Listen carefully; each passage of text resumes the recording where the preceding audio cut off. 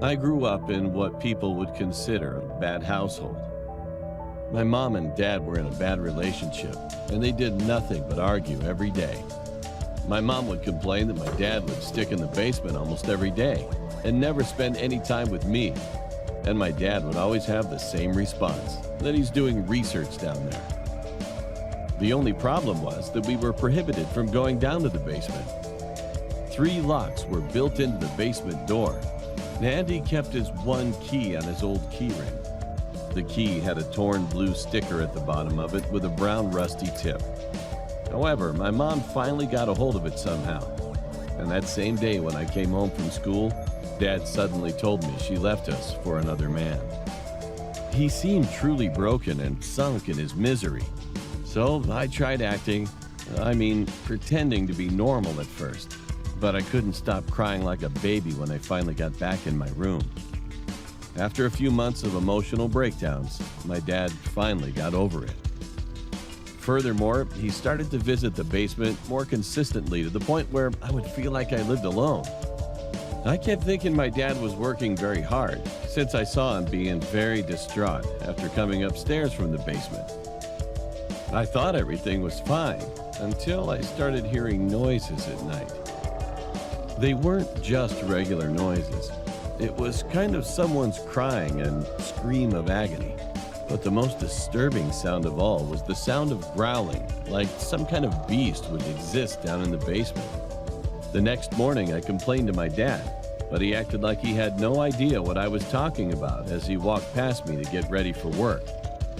So I just shook it off, assuming that he was watching some horror movie down there, or if I was just imagining the whole thing. I went back to my room. As it was the weekend, I was ready to catch up on some Saturday morning cartoons. I turned on my TV, and as I got ready to change the channel, I heard a familiar name. The news reporter was naming over 40 missing people in our town, and my mom was one of those names as they briefly showed her picture and information. I was confused about who would file a missing person report for her, because my grandparents both died in a tragic car accident years ago. She had no siblings, and my dad told me she left us for another man.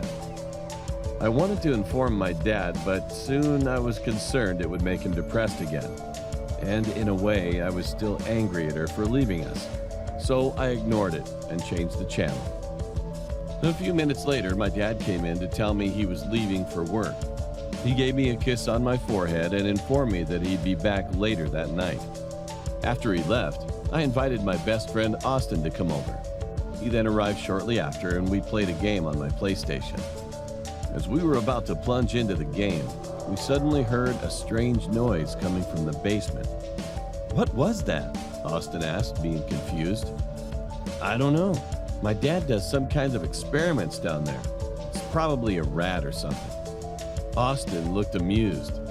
"No, dude, we can't go down there. My dad said so," I said quickly, bringing an end to Austin's excitement.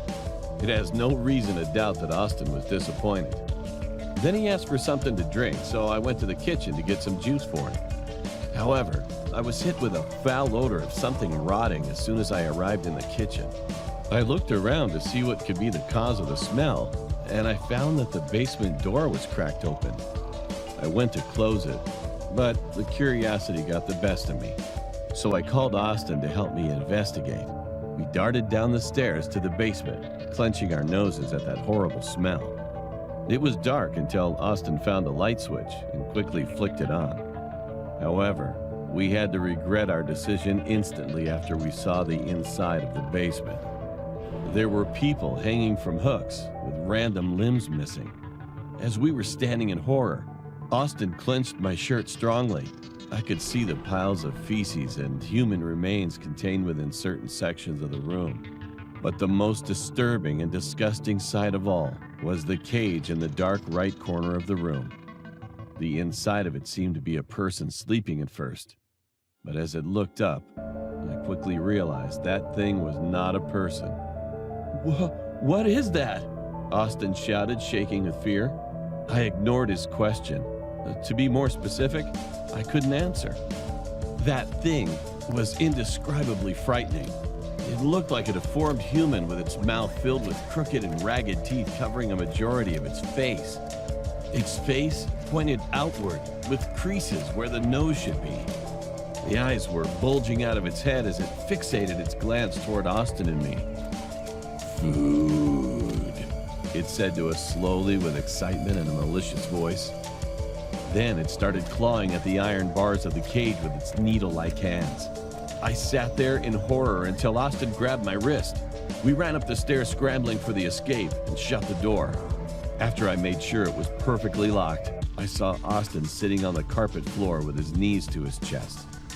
Once we had a few moments of silence, I then finally realized what really happened to my mom and those missing people in our town.